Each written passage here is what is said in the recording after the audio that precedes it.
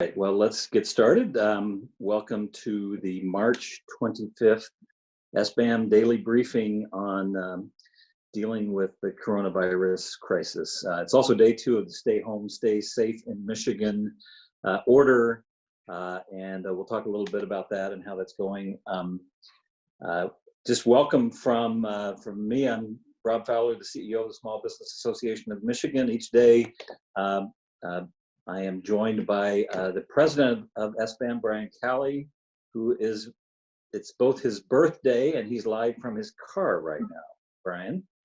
Yes, I'm back in my car, and yeah, happy socially distanced birthday to me today. It is the 22nd anniversary of my 21st birthday, so go ahead and do the math. Perfect. Well, and we've been trying to practice social distancing. We've in fact closed down our office. All of our team is working remotely, but we're all still at work. We're all still serving our members. We've been saying each day that we're not only are we trying to sort of keep you updated through this daily briefing, but we're assembling some resources on our website. And rather than me just telling you that, I thought maybe I'd turn it to the person who's actually leading that effort on our behalf, and that is Sarah Miller, our Vice President of Marketing Communications. Sarah, what's going on with the resources?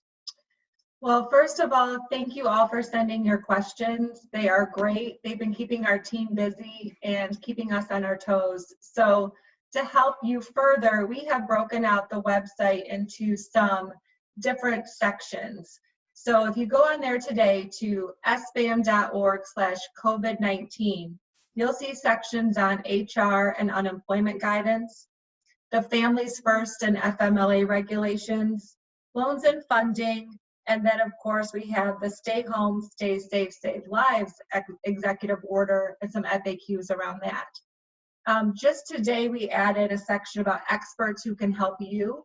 So that includes our experts from ASE and Bodman, but also some other member benefits that we think might be of service to you as you try to navigate this time. And we've also added a few resources. One is a link to a new workplace poster that you'll need to display in your office and then also make available to your employees on the new Families First regulations. And we have some template language for 2 different letters. One on essential personnel. I know Rob mentioned that yesterday, but another that we just made live today on critical infrastructure employees. So go to sbam.org/COVID-19 to check that out. Thanks, Sarah, and thanks for the hard work you're doing. We've been saying send us your questions. We'll try to get them answered. I think it's important for our members to know we literally have 5 people on our staff who are receiving those questions, tracking down the answers, getting them to Sarah. She's sort of collating them and working to make them presentable up on the website. So we're not just giving you links to someplace else. We're really trying to dig into it. So thank you, Sarah, for the hard work you're doing. Brian, when we left yesterday, we felt fairly confident that by this time today, that the Congress might have done something. We were hearing that they were on the 5-yard line and then the 2-yard line and then 1-yard line. And as we sit here today at 3 o'clock, what is the status and what do we know? Well, there were some late breaking problems or disagreements. It doesn't appear that any of them had anything to do with the small business section, but it has slowed up an intention to have already passed this through the Senate. All the parties still seem to be gearing toward and pushing toward a vote yet today. I did get my hands on some of the outline of what the small business support in that bill is going to be. So I thought I would just kind of run through. It's similar to what we've been saying all week. So this part has been fairly consistent. There's a few more details that have been made available. Now, if you've ever applied, or if you have applied for a small business loan in the last, week or so, you probably, an SBA loan, I should say, Small Business Administration loan, then you probably found that the system is really, really struggling. It's down, it crashes, it's down for maintenance at the moment as we speak, and that's because of the volume. The way that Congress is handling the small business support, they do still want to go through the Small Business Administration loan program, but instead of it being through their own portal that's struggling right now, they're planning on using their certified lenders across the country. So banks and credit unions that currently do SBA loans, this relief will be distributed through them, through their regular SBA program, just with enhancements to it. So, Hey, Brian, we have actually been joined by Todd McCracken, the president of the National Small Business Association, the National Small Business Association. Let me have him join this conversation too. Todd McCracken, you have been a part of these conversations with the White House and Treasury, and just give us the latest from your perspective. We've been ruminating a little bit about the fact that the Congress really hasn't moved at the pace we need them to. What's happening from your perspective, and specifically as it relates to small business? Well, first off, it's good to be with you all here. And I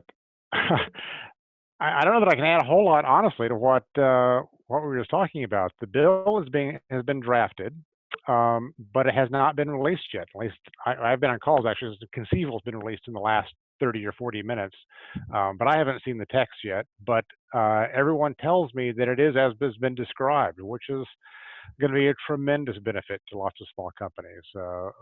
A loan to take care of basically set at roughly 2.5 months of payroll and other expenses, and they can be forgiven that entire amount they spend on payroll and their rent, essentially, and employee benefits. So it converts to a grant.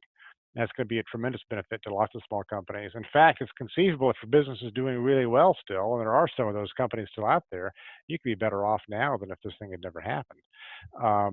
But there are lots and lots of details. The biggest ones they've been working on from the small business section to make sure this is right, because they're not going to have many chances to come back and fix things in the near term, because the House isn't here. The senators all want to leave and go back home. So they want to make sure this bill doesn't have unintended problems in it. And the biggest one in our section is to make sure the banks will make these loans, because as I think was just being talked about, this program is going to go out through banks all over the country. Banks that are already participating in the 7A program through the SBA, but they're also authorizing a whole bunch of other banks, even credit unions, to make these loans. But the fact is, while they're clearing away a lot of the regulatory underbrush, the banks also have to sort of certify that these are real loans to real businesses, and there are requirements on the banks to participate in the program. And while it's 100% guaranteed and they don't stand to lose money on the loan itself, they potentially have some liability. So they really want to make sure that they don't announce this big program, pass a bill, and then have the bank say, hold on, wait, we're not doing this because we might lose some money or something. So that's been a big part of the holdup, just drafting, careful drafting. Todd, one of the things we've been trying to do on this daily briefing is to not so much tell them what might happen, although you have great insight into what might happen, but what has happened. And so let me go back a little bit with you to the expansion of paid sick leave and Family Medical Leave Act. There's an exemption, and the Department of Labor is authorized to give exemptions to companies under 50. What is the process, or what do we know about? We don't know yet. Process. Because unfortunately, the way the law is written, it is ambiguous whether or not the secretary can give a blanket exception. The way it can be interpreted to mean he's got to give a company by company exception, which of course would basically mean it's impossible for there to be a meaningful exception for small businesses.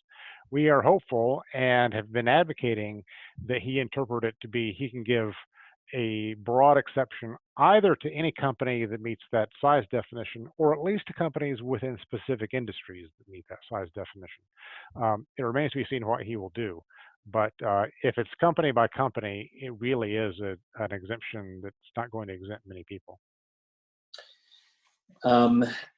Here's Department of Labor put up some FAQs today.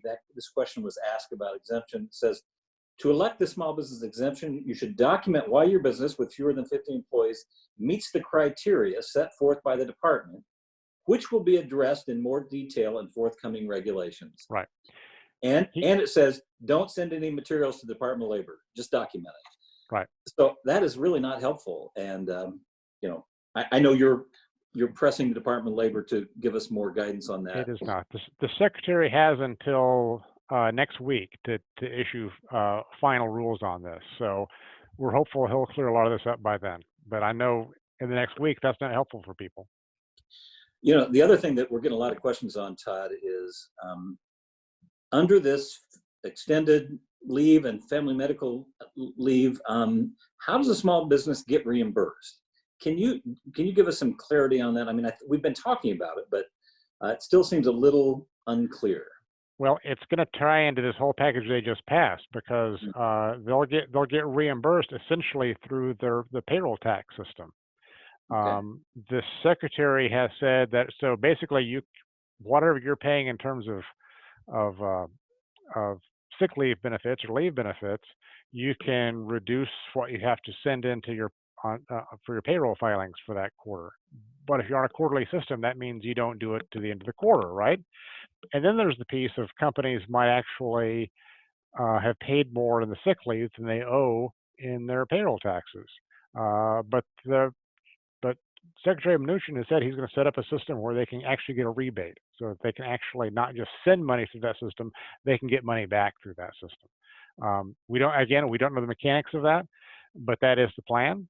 But again, it still appears to us that it will not happen nearly as timely as they were talking about initially, that it will be tied to the quarterly filing system. So Brian has also been tracking this, Todd. Got some information sort of late breaking about kind of what's in this. Brian, you got other insight or questions for Todd? You know, I think, Todd, if we could just lay out the need or communicate the need that literally every additional day that it takes to go from passage and the president's to implementation, every day we lose more. And a lot of these companies that when they close are not going to be able to open back up. And so do you have any sense at all if this were to pass the Senate, and I assume the House would take it up right away and the president would sign it same day it got to his desk, what would it take for banks, if assume they cleared up all those issues, what would it take for the money to actually hit the streets? Are we talking 2 weeks? Are we talking a month? My best estimate is once this gets done, I think money will begin to arrive for businesses in 2 to 3 weeks. Probably about 2 weeks is when the application period will begin, and then depending upon the size of the loan and the institution you're dealing with and whether there are other unforeseen log jams, money would begin arriving the next week. Because of course a lot of this is going to go through the express program. So companies, once they apply and are approved, and that should go pretty quickly, they may be able to get their money in 72 hours after that. Yeah, the fact that they're going through existing banks and credit unions is not going to be perfect, but no. Regardless of what it's like, I think that we can all feel very confident that it's going to be better than a direct SBA portal. Mm-hmm. So one of the other things that I keep hearing, maybe for both of you, you'll know the answer, this issue of a forgivable loan. I mean, so what are the conditions under which it is forgiven? It's a loan actually is way less helpful, obviously, than what is being discussed here, which is a grant, effectively. Right. What are the conditions under which it would be forgiven? Well, I'll take that one, and Todd, you can chime in too. So basically, it's last we knew 2.5 months of payroll costs. There's a limitation of up to $10 million. Mm-hmm. It's probably gonna be limited in terms of how much on payroll, like no more than 100,000 for an employee was in a very recent draft.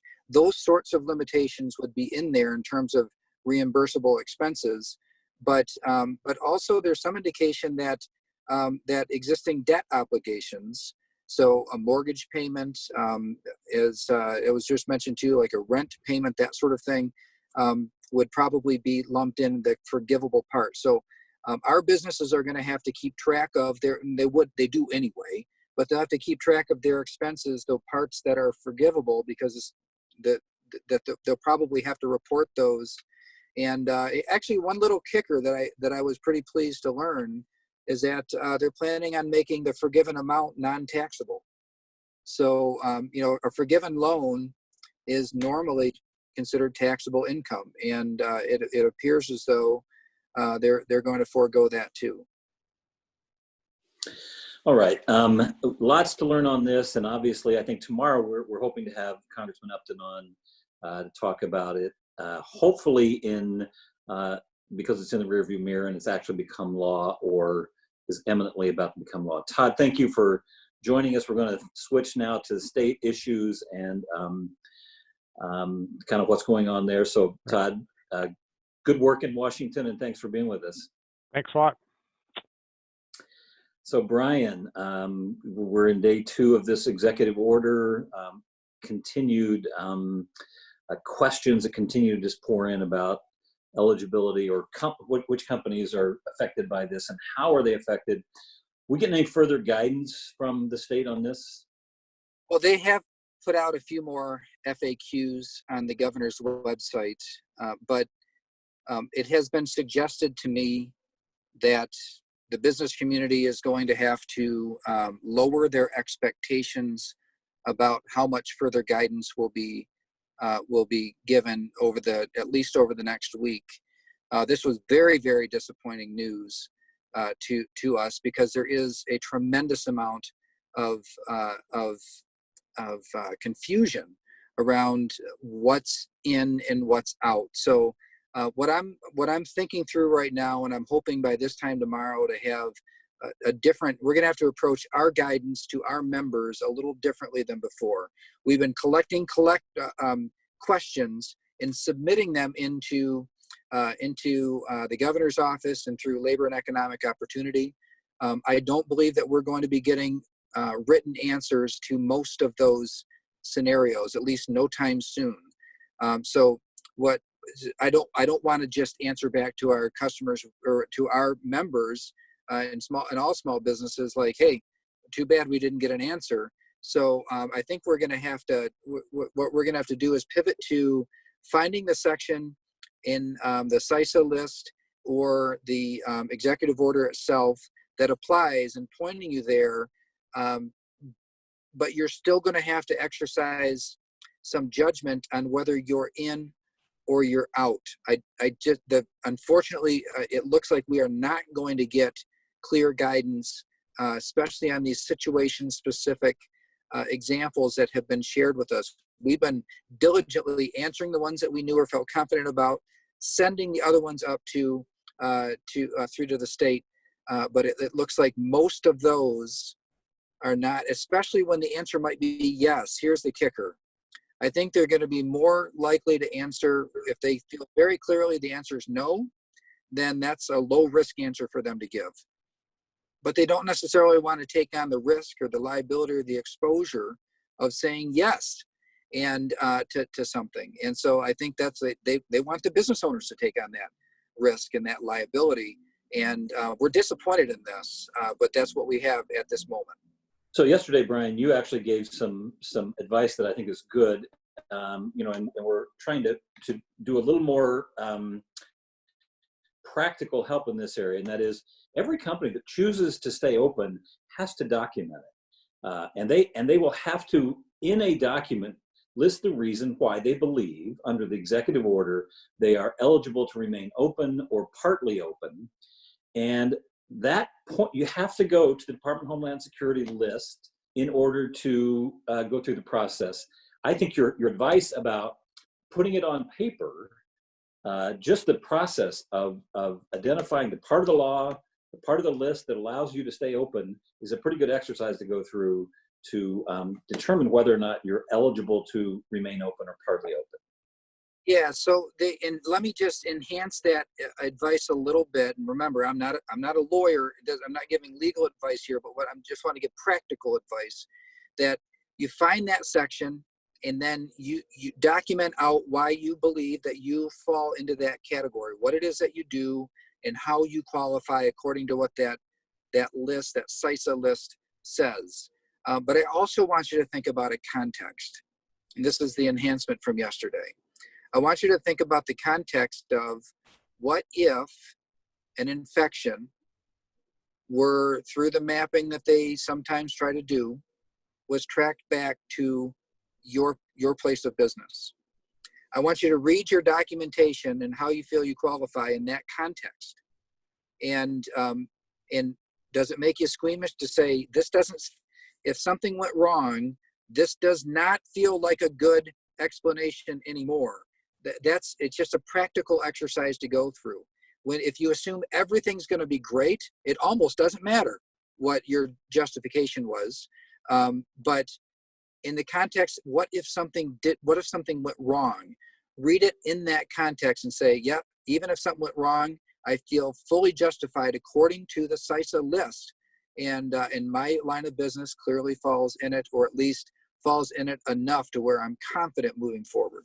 And I would say in the same sort of exercise, if you choose to remain open, then there's some practices that you also have to adhere to that are in the executive order.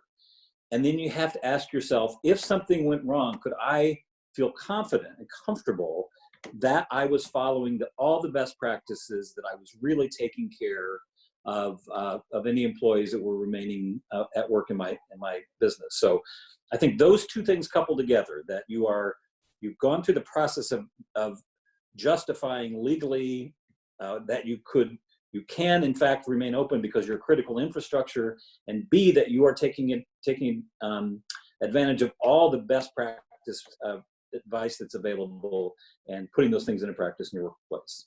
Yeah, and let me give you two quick examples on that point in terms of those best practices or the executive order itself. It says that anything, even if you are critical infrastructure, any position, any work that can be done from home needs to be done from home. Right. So just because you're critical doesn't mean you can operate as normal. Right. You still have to transfer work off-site if you can.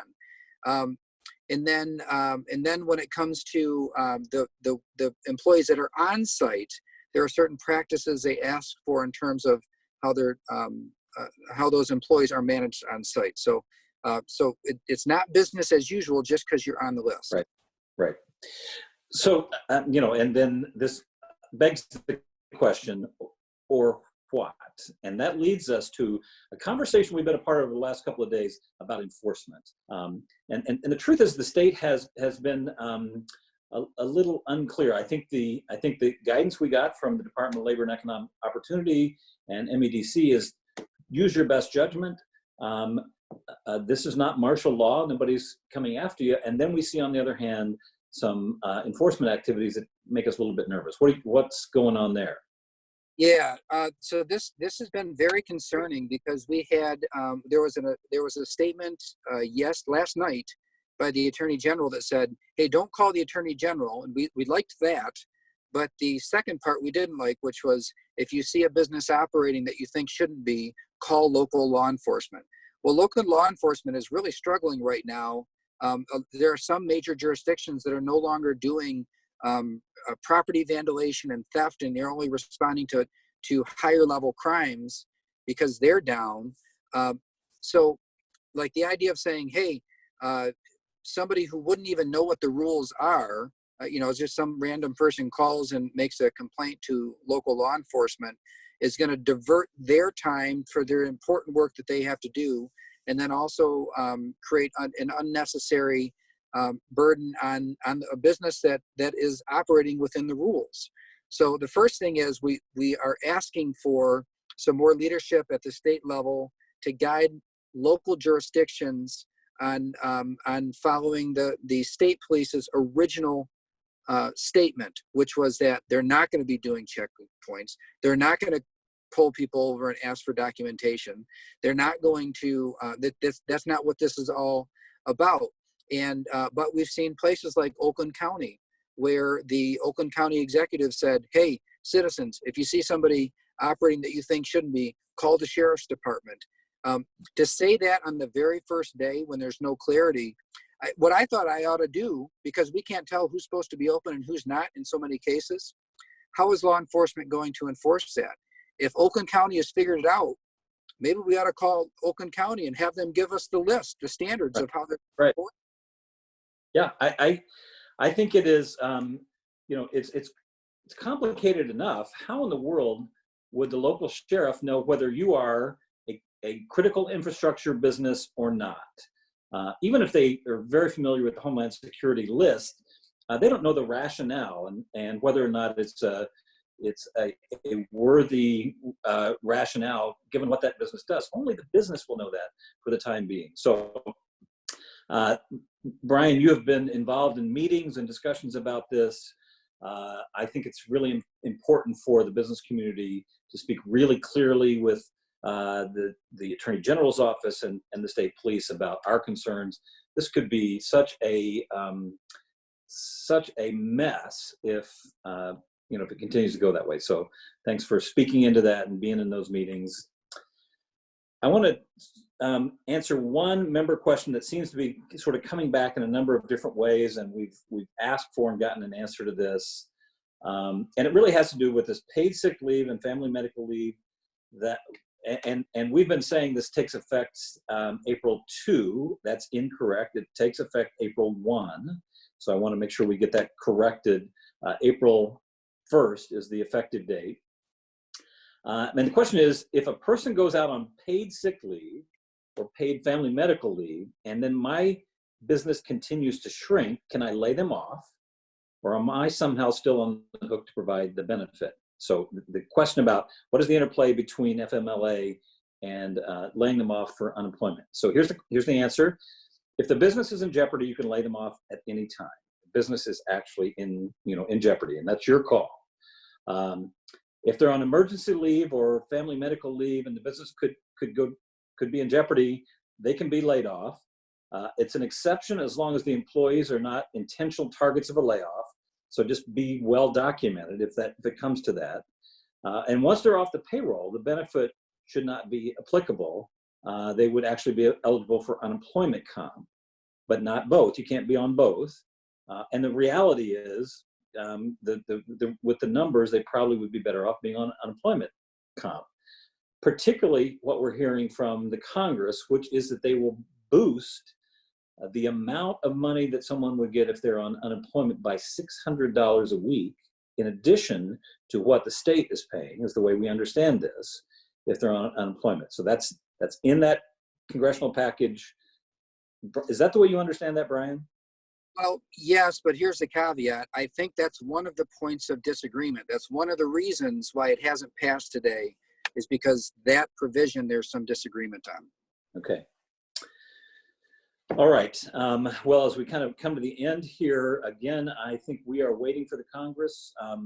What's happening in Washington is going to be pretty fundamental to small business. I think there are lots of companies, we've talked to them, you and I both, Brian, who are really hanging by the balance on whether to stay in business or whether to let their employees go for now with the hopes of bringing them back at some point.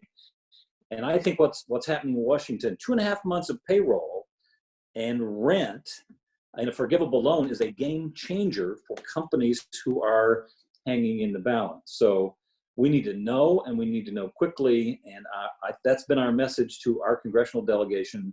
Hopefully by this time tomorrow, we'll know with some clarity what is passed and how small businesses would be able to access that.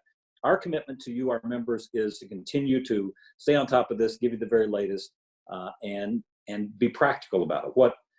How would you go about accessing that assistance once it becomes available? So thanks for tuning in today. And every day we had over 190 people on this call today. And what we know is it's being watched into the evening by a lot of people. And so we're appreciative of those who are tuning in. Hopefully it's helpful to you. We are going to sign off now.